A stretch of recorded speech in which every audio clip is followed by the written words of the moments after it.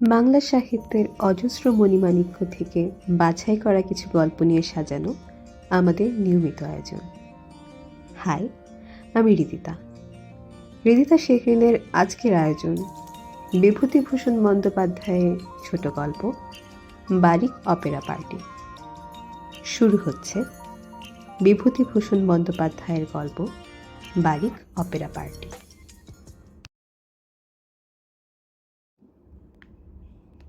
সকালবেলা একজন কাঁচা পাকা দাড়িওয়ালা মুসলমান আমার সামনে এসে দাঁড়িয়ে বলল, সালাম বাবু।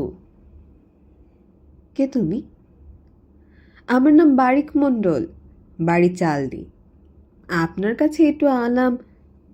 কেন? মানে ধানি জমি কিনবেন? 50-এর মনন্তর তখনও উগ্র হয়ে ওঠেনি। দিকে দিকে ওর আগমন বার্তা অল্পে অল্পে ঘোষিত হচ্ছে। একটা ব্যাপার শেষ না হয়ে গেলে বোঝা যায় না সেটা কত বড় হলো। সবাই ভাবছে এ দুর্দিনের অভাব অনটন শিগগিরই কেটে যাবে। এ সময় ধানের জমি কেনা মন্দ নয়। সামনেই শ্রাবণ মাস, জল বৃষ্টিও বেশ হচ্ছে। কিনেই ধান রোয়া হতে পারে এবারই। চালের দাম 25 টাকা মণ, তাও সহজ প্রাপ্য নয়। কলকাতা থেকে বোমার ভয়ে পালিয়ে এসে বাড়ি বসে আছি। হয়তো কলকাতা শহর জাপানি বোমার ঘায়ে ছত্রাকার হয়ে যাবে। দেশেই থাকতে হবে বরাবর। দেশে ধানি জমির নিতান্তই অভাব, যা আছে তা নিয়ে কাড়াকাড়ি চলছে। তাই আগ্রহ দেখিয়ে বললাম, কোথায় জমি? কতটা? চালদির মাঠেই। তা বলি আপনার কাছেই যাই, ওর জমি যদি দরকার থাকে। 7 বিঘে জমি বাবু, বিক্রি করবে আমাদের গাঁয়ের সোনাই মণ্ডল। তা তুমি তার কেউ হও? না বাবু, ওর মধ্যে 2 বিঘে ভিটে জমি আছে। সেই জমিটুকুতে আমি খাজনা দিয়ে বাস করি। জমিটা কিনলে আমি আপনার ভিটের প্রজা হব। 2 টাকা করে খাজনা করি। ধানের জমিটা আপনাকে সস্তায় করে দেবো বাবু। আমাকে ধানের জমিগুলো কিন্তু ভাগে দিতে হবে। আর যদি আপনি নিজে চাষ করেন তো আলাদা কথা। কলকাতা থেকে নতুন এসে বহুদিন পরে দেশে বসেছি। জমি জমার ব্যাপার তত বুঝিনে। ব্যাপারটা তলিয়ে বুঝবার চেষ্টা করলাম। চালদির বারিক মণ্ডল আমার কাছে এসেছে কিছু জমি বেচতে। ওর জমি নয়, জমি সোনাই মণ্ডলের। তাতে ও এসেছে কেন? এতে ওর স্বার্থ কি? না, ও নাকি আগে থেকেই এই জমির অন্তর্ভুক্ত 2 বিঘে জমিতে বাস করে। জমি নিলে ও আমার প্রজা হবে এবং আমি ওকে ধানের জমির ভাগিদার করব। বেশ কথা। বারিকের চেষ্টায় এবং আমার ইচ্ছায় 3 দিনের মধ্যে জমি কেনা হয়ে গেল। রেজিস্ট্রি অফিসে যে দলটি জমি রেজিস্ট্রি করতে গিয়েছিল, বারিক মুসলমান দেখলাম তার মোড়ল। মহা ফুর্তিবাজ লোক সে। আধবুড়ো লোক হলে কি হয়, দাড়ি নেড়ে নেড়ে পান খাচ্ছে, বিড়ি খাচ্ছে, বেগুনি খাচ্ছে, ফুলুরি খাচ্ছে। রেজিস্ট্রি শেষ হয়ে গেলে সে আমায় ডেকে বলল, বাবু একটুখানি দোকানে চলুন দেখি। কোন দোকান? জল খাবেন একটু। জল খাওয়ানোর প্রথা আছে এদেশে। যে জমি কেনে সেই মনের ফুর্তিতে সাক্ষী ও শনাক্তকারীকে মিষ্টিমুখ করায়। যে জমি বেচে সে তো রিক্তই হয়ে গেল, সে খাওয়াবে কেন? এই কথা তো এদেশে নেই। কিন্তু বারিকের অনাড়ি ধরনের বিনীত গ্রাম্য অনুরোধ এড়াতে না পেরে খাবারের দোকানে গিয়ে বসলাম। দাও ও দোকানি, বাবুরে নিমকি, সিঙ্গারা, সন্দেশ দাও। আরে ওই যে, হ্যাঁ দে গোল গোল তোমার, ও কি বলে, ওই দাও 1 পোয়া। লুচি খাবেন বাবু? হ্যাঁ রে বাবুরে লুচি দাও দেখি 8খানা। ভাজা নেই? তা ভেজে দাও না। 1.5 টাকা খরচ গেল শুধু আমার পিছু। খাবার খরচ গেল টাকা 4। বারিক মহা ফুর্তিতে 1 টাকার খাবার নিজেই সাবার করলে। সন্ধ্যা হয়ে গেল। সবাই মিলে অন্ধকারে বাড়ির দিকে রওনা হলাম। বারিক অন্ধকার পথে চেঁচিয়ে গান জুড়ে দিলে। সোনাই মণ্ডল বাজার থেকে বড় দেখে 2 ইলিশ মাছ কিনেছে, কারণ আজ তার হাতে কড় করে 250 টাকা। জমি ওরা নাকি খুব সস্তায় দিয়েছে আমাকে। দলিল লেখক আমাকে আড়ালে বলছিল 250 টাকায় 7-8 বিঘে জমি কিনেছেন, তার মধ্যে 5 বিঘে আমন ধানের জমি। সাব রেজিস্ট্রার বাবু এই দলিল এখন মঞ্জুর করলে হয়। দামটা বড় কম মনে হচ্ছে কি না? যা হোক, রেজিস্ট্রিটা ভালোই হয়ে গেল, কোনো গোলমাল হয়নি। বারিক মণ্ডল বললে, বাবু আমাদের গাঁ আগে, তারপর আপনাদের গাঁ। এই অন্ধকারে কি করে যাবেন? সোনাই ইলিশ মাছ কিনেছে, আমাদের গ্রামে আজ রাতটা থাকুন, ইলিশ মাছটা রান্না করুন পেঁয়াজ দিয়ে। আজ চলুন একটা ফুর্তি করা যাক। আমি রাজি হলাম না। সেই অন্ধকারেই বাড়ি চলে এলাম। বারিক আমার প্রজা হল। তখন শুনলাম বারিক অপরের জমিতে বাস করত। সে ভিটের খাজনা বহুদিন না দেওয়াতে জমিদারোর বাড়ি, অর্থাৎ 1খানা চালা ঘর এবং 1 জোড়া বলদ বিক্রি করে ক্রোক দেবার উপক্রম করেছিল। তাইও সেই জমি ছেড়ে আমার জমিতে নতুন করে চালাঘর বাঁধল। আমার নতুন কেনা ধানের জমি ওই ভাগে চাষ করবার জন্য বন্দোবস্ত করে নিলে। সেবার ধান রোয়া শেষ করলে। বারিক রোজ সকালে একবার করে আমার বাড়ি ঠিক আসবে। এসে এ গল্প ও গল্প করে উঠবার সময় কিছু না কিছু ছুতোয় টাকা চাইবেই। বাবু এসো বারিক, তামাক খাও। বাবু বড্ড দায়ে পড়ে এলাম, 5টা টাকা দিতে হবে। কেন হঠাৎ? আপনার জমিতে 12 মাসই চাষ দিয়ে রেখেছি। মুসুরি বুনতাম, যা হবে আপনার অর্ধেক আমার অর্ধেক। বেশ, নিয়ে যাও। তারপর একদিন শুনলাম মুসুরি বুনবার টাকা দিয়ে বারিক ওর গানের দলের ডুগি তবলা কিনেছে। ধরলুম একদিন, বললাম, মুসুরি বুনলে বারিক? আগে বাবু। ক বিঘে? 1 বিঘে। আর 2 বিঘে? বাবু আরো 2 টাকা দিতে হবে যে, খরচে কুলোচ্ছে না। মিথ্যে কথা, তুমি তোমার গানের দলের ডুগি তবলা কিনেছো সেই পয়সা দিয়ে। কোথায় তোমার গানের দল? কোথায়? ওই জেলে পাড়ার জেলে ছোঁড়াদের নিয়ে বসি, রোজ আখড়াই হয়। তা গান বাজনা ভালোবাসি তো বাবু।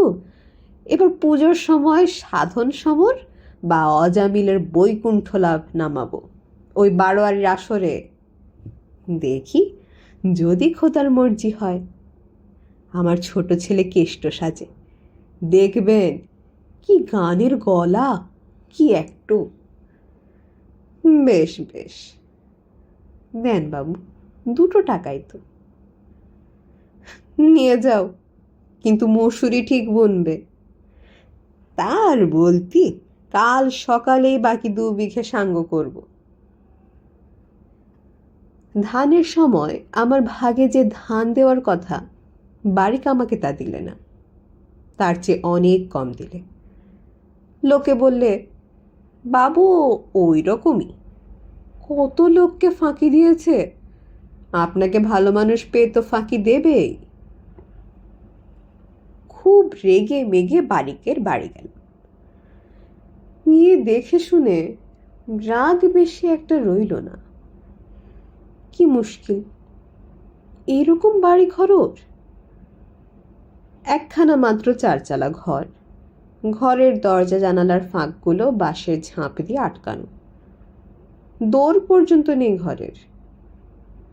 ওর দলিজে বেছানো আছে একখানা বেদে চটা অর্থাৎ খেজুর পাতার বোনা পাটি, একটা কলঙ্ক ধরা তামার বদনা, একটা হুকো আর তামাক, টিকে রাখবার মাটির পাত্র। একখানা অত্যন্ত ছেঁড়া ও ময়লা রাঙা নরুন পাড় সারি চালে শুকোচ্ছে। চালের অন্য স্থানে একটা কুমড়ো গাছ উঠেছে। উঠোনে একখানা ভাঙা গরুর গাড়ি। সব মিলে অত্যন্ত ছন্নছাড়া অবস্থা। কিন্তু বিষয় সম্পত্তি রাখতে গেলে ভাবপ্রবণ হলে তো চলবে না। আমি কড়া সুরে বললাম, মোটে 2 বিশ ধান পেলাম 3 বিঘে জমিতে। আমার সব শুদ্ধ 22-23 টাকা নিয়ে এসেছ, তার বদলে ধান দাও, আর বছরের ভিটের খাজনা 2 টাকাও শোধ করো, নইলে কিন্তু কালি নালিশ ঠুকে দেব। বারিকের 2টি ছেলে, বড়টির বয়স 18-19, ছোটটার 14-15। তারা বাবার কাছেই দলিজে বসে গল্পগুজব করছিল। চট করে একখানা খুরশি পিঁড়িয়ে এনে বড় ছেলেটা আমায় বসতে দিলে। বারিক বললে, যা তো, কাঁঠাল পাতা কি কলার পাতা নিয়ে আয়, বাবু তামাক খাবেন। ওরে আলি, শিগগির ছোট। থাক, আমার তামাকের দরকার নেই, ধান বের করো বাকি টাকার। বাবু ঠান্ডা হন, তামাক খান আগে। বারিক নিজের হাতে তামাক সেজে দিলে। বললাম, তোমার ছেলেরা কি করে? বড়টা গরু চড়ায়, ওরা দুজনেই ভালো গান গায়, শুনবেন? ওরে শুনিয়ে দে বাবুকে একখানা গান। থাক, গান টানের এখন দরকার নেই, তুমি ধান বের করো। ধোবো তো বাবু, ধোবো। আর খাজনা আজ সব শোধ করে দিতে হবে কিন্তু, নইলে নালিশ হবে জানো। দেবো বাবু, দেবো, আপনি তামাক খান। একটু পরে বারিক ও তার 2 ছেলেতে ধরাধরি করে 2 বস্তা ধান বার করে নিল। বারিক বললে, বাবুর এই ধানগুলো ওর বাড়িতে পৌঁছে দিয়ে আসতে হবে, গরু দুটো খুঁজে নিয়ে এসে গাড়িতে জুতে দে তো। আমি বাধা দিয়ে বললাম, কতটুকু ধান? 2.5 7.5 মণ। এতে তো শোধ হবে না দেনা। বাবু, আল্লাহর কি রে, ঘরে আর ধান নেই, সব দিলাম আপনাদের, আর কিচ্ছু নেই, আপনি দেখে আসুন গে ঘরে। তোমার ধান রইল না? না বাবু, সব দিলাম। তা তুমি ছেলে পেলে নিয়ে খাবে কি? তার কি করব বাবু, আমি যে নালিশকে বড্ড ভয় করি। ওর কথা আমার বিশ্বাস হলো না। 2 বস্তা ধান গরুর গাড়ি করে ওরা আমার বাড়ি পৌঁছে দিলে। 2 দিন পর বারিক তার 2 ছেলেকে সঙ্গে নিয়ে সন্ধ্যাবেলা আমার বাড়ির সামনে দিয়ে দেখি কোথায় যাচ্ছে। বারিকের বগলে বেহালা। বললাম, ও বারিক, কোথায় চললে? আগে বাবু সেলাম, মহল্লা দিতে যাচ্ছি। তুমি কি বেহালা বাজাও? ওই অমনি একটু একটু, খোদার মর্জিতে যা হয়। জেলেপাড়ায় ওদের দলের ঘরে একদিন গিয়ে বেড়াতে বেড়াতে হাজির হলাম। মাওরের ধারে একটা জাম গাছের ছায়ায় লম্বা দোচালা ঘর, কঞ্চির বেড়ার দেওয়াল, বসবার জন্য খানচারেক পুরনো মাদুর, এক কোণে 2 জোড়া ডুগি তবলা, একখানা খোল, 1 জোড়া মন্দিরা, গোটা 2 থেলো হুঁকো টাঙানো বাঁশের খুঁটির গায়ে। জন 5-6 লোক জুটেছে, বাকিরা এখনো আসেনি। আমাকে ওরা সরবে অভ্যর্থনা জানালো। বটতলাতে বসলাম। সামনে বাঁওড়ের স্বচ্ছ জলে পদ্ম ফুল ফুটে আছে। লম্বা লম্বা জলজ ঘাসের মধ্যে দিয়ে সুড়ি বালি মাটির পথ গিয়ে জলের ঘাটে নেমেছে। পানকৌড়ি বসে আছে পাটা শ্যাওলার দামে। ওপারে কাজী সাহেবের দরগা, ভাঙা পাঁচিলে মস্ত বড় জিউলি গাছ বেড়ে উঠে সমস্ত দরগা ঘরের উপর ঝুপসি ছায়া ফেলেছে। আঠা ঝরে পড়ছে গাছটার কাঁধ থেকে, খানিকটা সাদা খানিকটা লাল। ভাঙা পাঁচিলে আঠা ঝরে দরগা ঘরের পশ্চিম দিকের পাঁচিলের কোণটা একেবারে ঠেকে গেছে। দরগাতলার ঘাটের উপরে আমিনপুর গ্রামের কৃষক বধূরা মাটির কলসি কাখে জল নিতে আসা যাওয়া করছে। এসব দেখছি এমন সময় একজন তামাক সেজে কলকেটা আমার হাতে দিয়ে বলল, এই নিন, তামুক সেবা করুন, একটা কলার ডাঁটা এনে দেব? আমি তামাক খেতে খেতে বললাম, তা বরং একটু গান বাজনা হোক, শুনি। সে বললে, বারিক তো এখনো আসেনি, সে না এলে তো আরম্ভ হবে না বাবু। সে হলো বেয়ালাদার, এই দল তো তারই, নাম বারিক অপেরা পার্টি। বাহ, হে নাম দিয়েছে কে? বাবু, মোরা তো ইংরেজি জানি নে, অন্য অন্য যাত্রা দলের কাগজে যেমন লেখা থাকে এই তাই দেখে মোরা একটা মিল খাটিয়ে করেছি। ভালো হয়নি? একটু পরে বাড়িকে এসে সে একই কথাই জিজ্ঞেস করলে আমায়। আমি বললাম, নামের মতো নাম হয়েছে একটা বটে, খাসা নাম।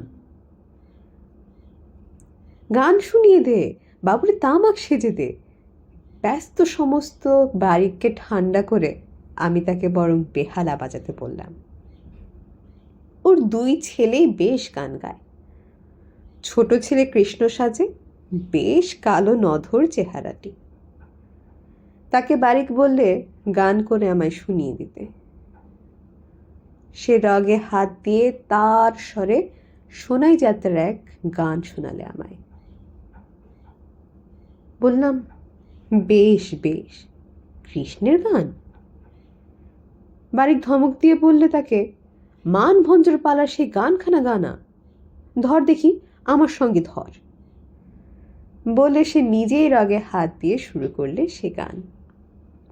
ধ্বনি কি সুখে রাখিব পরাণ, কানু হেন গুণনিধি, গৃহে না আইল যদি, অঝরে বহিল দুলয়ান।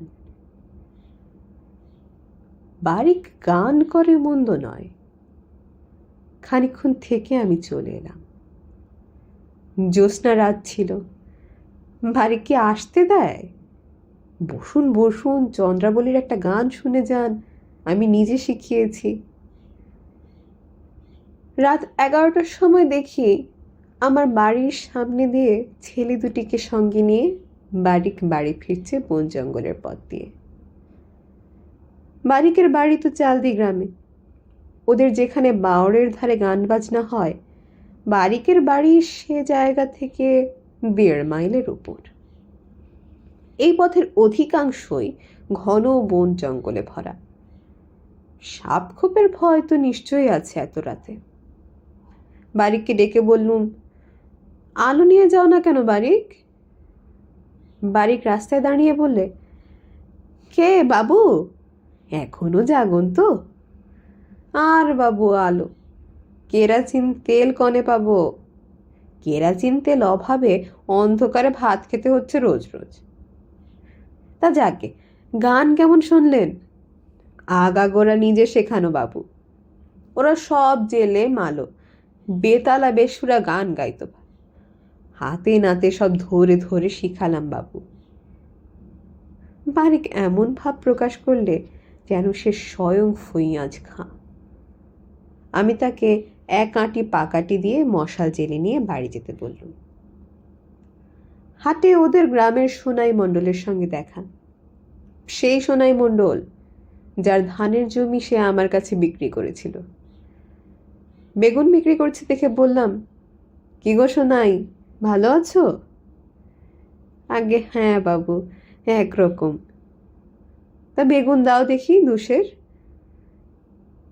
বাবু, একটা কথা আপনাকে বলতেন। বারিকের অবস্থা যে খুব খারাপ হলো। আপনি মনিব, আপনাকে না বললি আর কাকে বলি? ভাবলাম বারিকের বোধহয় খুব অসুখ টসুখ হয়েছে, কিন্তু 2-4 দিন আগেই তো তাকে গান করে বাড়ি ফিরতে দেখলাম। কি হয়েছে তার? সোনাই বললে, তা না বাবু, ওর বড় দুর্দশা হয়েছে। আপনার কাছে 1 মুঠো টাকা দেনা ছিল, আপনি ধানগুলো নিয়ে গেলেন, আর ঘরে খোরাকির ধান রইল না। যার কাছে নেবে তার ফেরত দেবে না, এই তার দোষ। নইলে নাপিতের আর রামচরণ ময়রার গোলা থেকে আর বছর সমানে ধান কর্জ নিয়েছে, একটা দানা শোধ করেনি। সেদিন নালিশ করে রামচরণ ময়রা ওর বলদ ক্রোক করে নিয়ে গিয়েছে গত সোমবার। ধান কর্জ পাচ্ছে না কারো কাছে, একবেলা খেতে পাচ্ছে, একবেলা জুটছে না। বস্তুরা মানে ওর স্ত্রীর ঘরের বার হওয়ার উপায় নেই। ছেলে দুটো তো আহম্মদ দফাদারের বাড়ি ওবেলা দুটো ভাত খেয়েছে, স্বামী স্ত্রীর বোধহয় খাওয়াও হয়নি আজ। আশ্চর্য হয়ে বললাম, সে কি কথা? গত সোমবারে ওর গরু ক্রোক হয়েছে বলছো? সেই সোমবার সন্ধ্যের সময় যে ওকে বারিক অপেরা পার্টির ঘরে মহা আনন্দে 2 ছেলেকে নিয়ে গান করতে দেখেছি। তা তো দেখবেনই বাবু, ওই যে ওরকমই লোক। কাল কি খাবে সে ভাবনা নেই, দেখুন গিয়ে 2 ছেলে নিয়ে বেহালা বাজাচ্ছে। ধান নেই ঘরে বলছো? 1 দানাও নেই বাবু। ওর মহাজনের কাছে কর্জ করে না কেন? ওই যে বললাম বাবু, সেদিকে যাবার যোগ আছে। মহাজনের ঘরে 17 শলি ধান কর্জ নিয়েছিল, তার 1 খুচি ধানও শোধ করেনি। দেনায় দেনায় মাথার চুল বিক্রি, যার নেবে তার আর দেবে না। কথার একদম ঠিক নেই, কেউ বিশ্বাস করে আর দেয় না। এর কিছুদিন পরে বারিকা আমার কাছ থেকে 10টা টাকা ধার নিয়ে গেল। কলাই বেচে টাকা শোধ করবে এই শর্তে তাকে আমি টাকা ধার দিলাম। ক্ষেতের কলাই মুগ সব যে যার বিক্রি করে ফেললে। বারিকা আমার সঙ্গে আর দেখাও করলে না। একদিন হাটে খবর পেলাম বারিকের কলাই মুগ আহম্মদ দফাদার সব কিনে নিয়েছে। শুনে আমার ভয়ানক রাগ হলো। বারিকের বাড়ি পরের দিন সকালেই গেলাম। বারিকের প্রতিবেশী তোফাজ্জেল বললে, বাবু শিগগির যান, সে এখনো তার দলিজে বসে তামুক খাচ্ছে। আপনি যাচ্ছেন শুনলেই পেলিয়ে যেতে পারে। পাওনাদার এলেই পালাবে, ওর স্বভাবই ওই। বারিকের ঘর দোরের অবস্থা আরো ছন্ন ছাড়া। চালের খড় গত বর্ষায় পচে ঝুলে পড়েছে। উঠোনের মাঝখানে মুগ কলাই মারবার খামার, এক পাশে ভুসি পাকার হয়ে আছে। গাড়ি গরু কিচ্ছু নেই উঠোনে। বারিক আমাকে দেখে ভূত দেখবার মতো চমকে উঠল, মুখ গেল শুকিয়ে। হ্যাঁ বাবু, আসুন আসুন, সালাম, দলিজে উঠে বসুন। ওরে আলি, খুরশি পিড়িখানা বাবুরে পেতে দে। থাকগে পেড়ি, আমি এসেছি তোমার কাছে। মুগ কলাই বিক্রি হয়েছে? হ্যাঁ বাবু। আমার টাকাটা? টাকা এখনো যে মোর হাতে আসেনি বাবু। মিথ্যে কথা! কার কাছে বিক্রি করেছ? আহম্মদ দফাদারের কাছে তো। সে সংবাদ কি আমি রাখি না? আহম্মদ কারো পয়সা বাকি রাখবার লোক নয়। বের করো, শিগগির টাকা বের করো। বারিক নির্বিকার ভাবে আমার জন্য তামাক সাজতে লাগলো। তামাক সাজা শেষ, আমার দিকে কলকে এগিয়ে দিয়ে বলল, তামুকটা তুমি আমার কথার উত্তর দাও। আপনি ন্যায্যই বলেছেন, টাকা ওরা দিয়েছিল, তা সংসারের জ্বালায় সে টাকা মোর খরচ হয়ে গেছে। তবলা ছাইতে খরচ হলো 3 টাকা, বেহাল আর তার এনলাম মুকুন্দ তেরির দোকান থেকে। ওসব বাজে কথা আমি শুনতে চাইনি। খেতে পাও না, মহাজনের দেনা শোধ করার ক্ষমতা নেই, অত শখ কেন? বাড়ি ঘরের তো এই অবস্থা, গাড়ি গরুর হলোটা কি? আমার প্রশ্নের উত্তর দিলে ওর প্রতিবেশীদের মধ্যে একজন। আমার চড়া সুর শুনে অনেকে জড়ো হয়েছিল ওর ঘরের সামনে। বললে, ওরে আর কিছু বলবেন না বাবু, লোকটার আর কিছু নেই। গাড়ি গরুটা গেল কই? ওই রামচরণ ময়রা গরু ক্রোক করে নিয়ে গেল, গাড়িও বিক্রি করে ফেলেছে আহম্মদ দফাদারের কাছে। গাড়ি গরু না থাকলে চাষার উঠুন মানায়? বলি, ও চাচা, বাবুর কাছ থেকে টাকা আনলে কেন যদি শোধ করতে পারবা না? ভদ্রলোকের কাছে কথা ভাঙো কেন তুমি? হ্যাঁ, একেবারে দশায় ধরেছে তোমায়। ছ্যা, জুয়ো চুরি করে আর কিছু রাখলে না। এত সব কথার মাঝে বারিক মুখ চুন করে বসে রইল আর সকলের হাতে হাতে কোলকে পরিবেশন করতে লাগলো। আমি নিরুপায় হয়ে চলে এলাম। বারিক কোনো কথা গায়ে মাখে না। কে যেন কাকে কি বলছে, তাতে তার কিচ্ছু যায় আসে না। বারিকের বাড়ি কিছুদিন আর গেলাম না। টাকা আদায় হবে না জানি, ওর সঙ্গে আর কোনো সম্পর্ক রাখবো না আমি, অন্তত টাকা কড়ির সম্পর্ক তো নয়। মাস 2 পর বারিকের সঙ্গে একদিন হঠাৎ হাটে দেখা। কাঁধে একখানা ময়লা গামছা, পরনে ছেঁড়া আধময়লা ধুতি লুঙ্গির মতো করে পরা।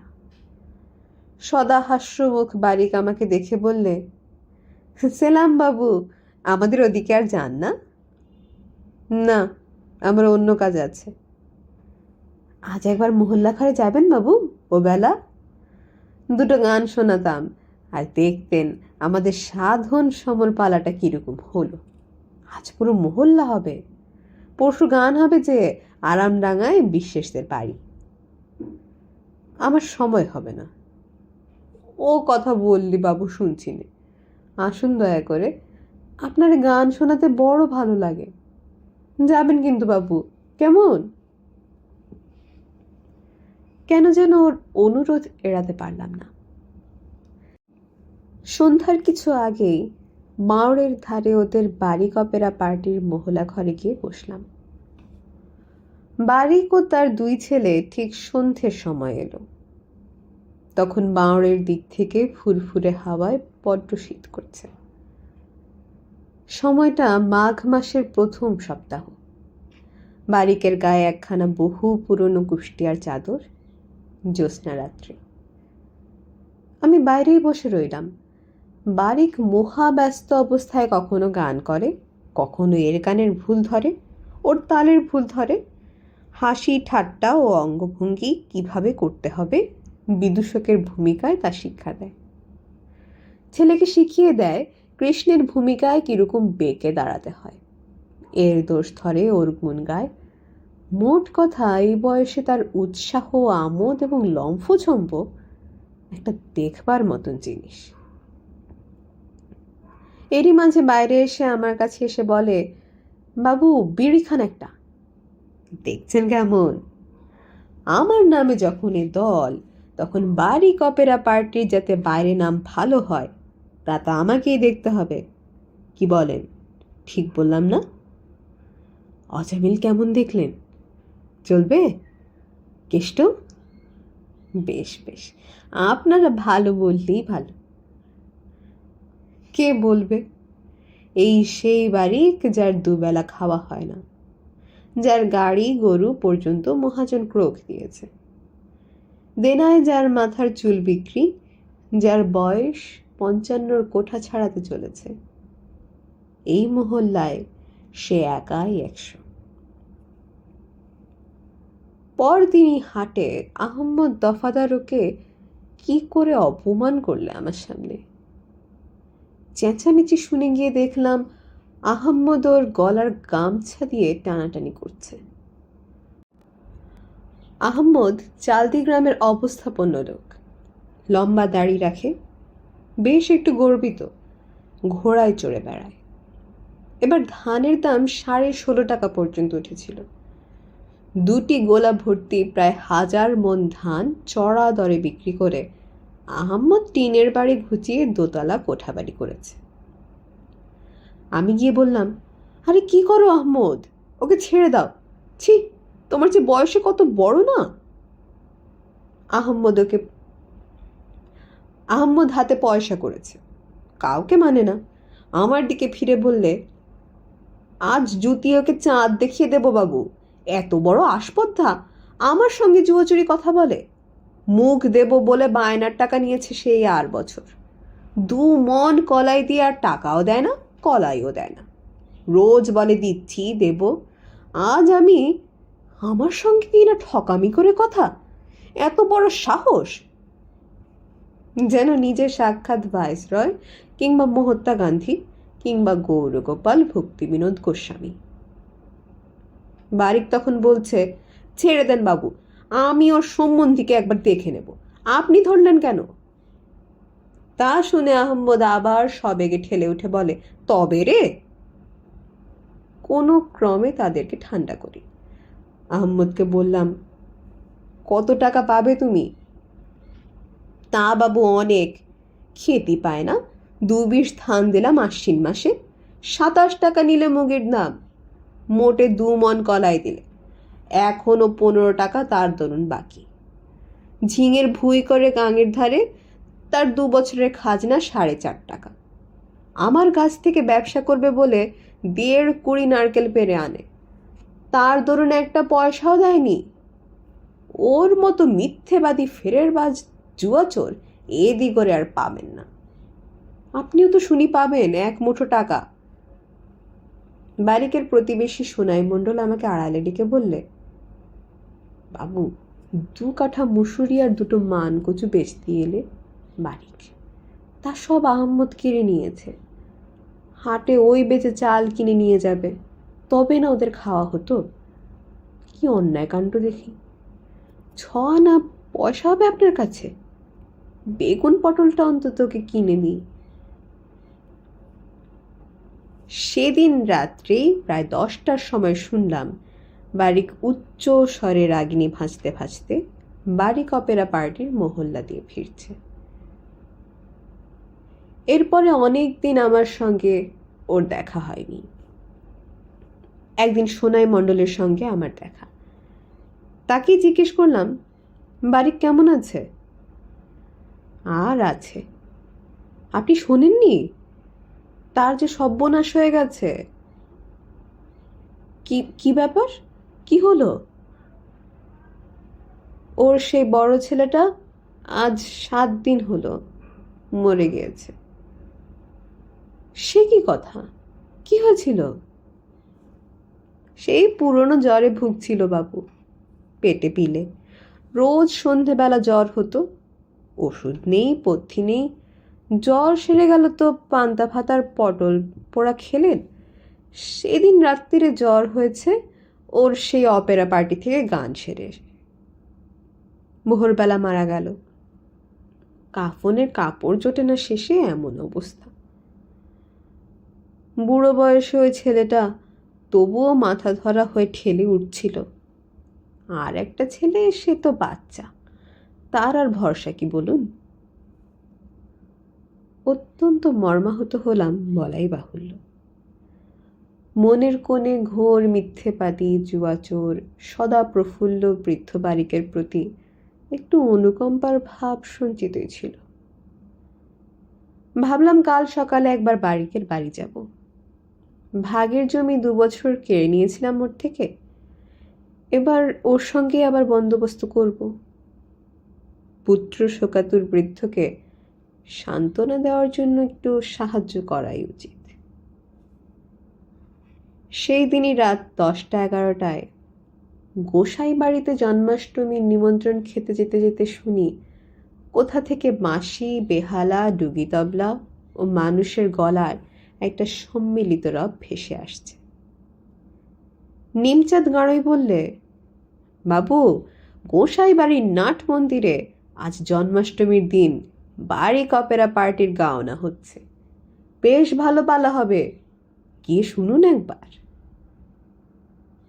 আসরে গিয়ে দেখি বারিক বিদূষকের ভূমিকায় দাঁড়ি নেড়ে নেড়ে খুব লোক হাসাচ্ছে।